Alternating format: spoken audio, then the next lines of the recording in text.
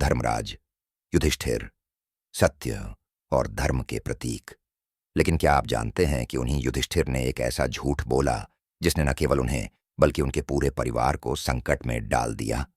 यह कथा है महाभारत की, जहां एक सत्यव्रत ने अपने जीवन का सबसे बड़ा पाप किया। यह झूठ क्या था और इसके परिणाम कितने विनाशकारी थे, आइए जानते हैं। युधिष्ठिर, पांडवों के सबसे बड़े भाई, जिन्हें सत्यवादी और धर्म का पालन करने वाला कहा गया, उनका नाम धर्मराज इसलिए पड़ा क्योंकि उन्होंने कभी झूठ नहीं बोला। उनकी छवि एक आदर्श राजा और व्यक्ति की थी, लेकिन महाभारत के युद्ध में परिस्थितियां ऐसी आईं कि उन्हें एक ऐसा झूठ बोलना पड़ा जिसने इतिहास बदल दिया। महाभारत का युद्ध कौरवों और पांडवों के बीच 18 दिन तक चला। यह युद्ध केवल धनुर्विद्या और रणनीति का नहीं, बल्कि नैतिकता और अनैतिकता के बीच भी था।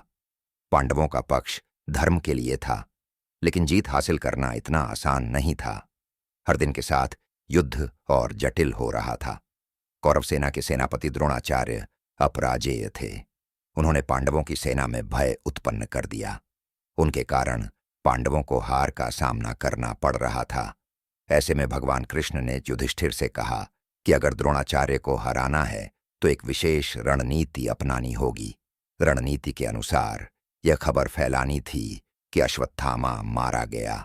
अश्वत्थामा द्रोणाचार्य का पुत्र था।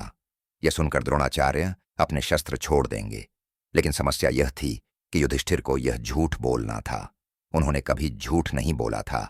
युधिष्ठिर ने यह वाक्य बोला, अश्वत्थामा मारा गया, नर नहीं, गज। लेकिन उन्होंने गज शब्द इतनी धीमी आवाज में कहा कि द्रोणाचार्य केवल अश्वत्थामा मारा गया सुन पाए। अपने पुत्र की मृत्यु की खबर सुनकर द्रोणाचार्य ने अपने हथियार त्याग दिए। उसी क्षण द्रोणाचार्य पर आक्रमण हुआ और उनकी मृत्यु हो गई। इस झूठ के बाद युधिष्ठिर की सत्यनिष्ठा पर धब्बा लग गया। उन्हें अपने इस कर्म के लिए श्राप भी मिला।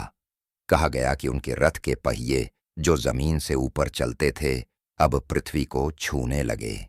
ये इस बात का प्रतीक था कि उनकी सत्यनिष्ठा में कमी आई है। इस घटना से हमें एक गहरी शिक्षा मिलती है। जीवन में सत्य का महत्व सबसे बड़ा है, लेकिन कभी कभी परिस्थितियां हमें कठिन फैसले लेने पर मजबूर कर देती हैं।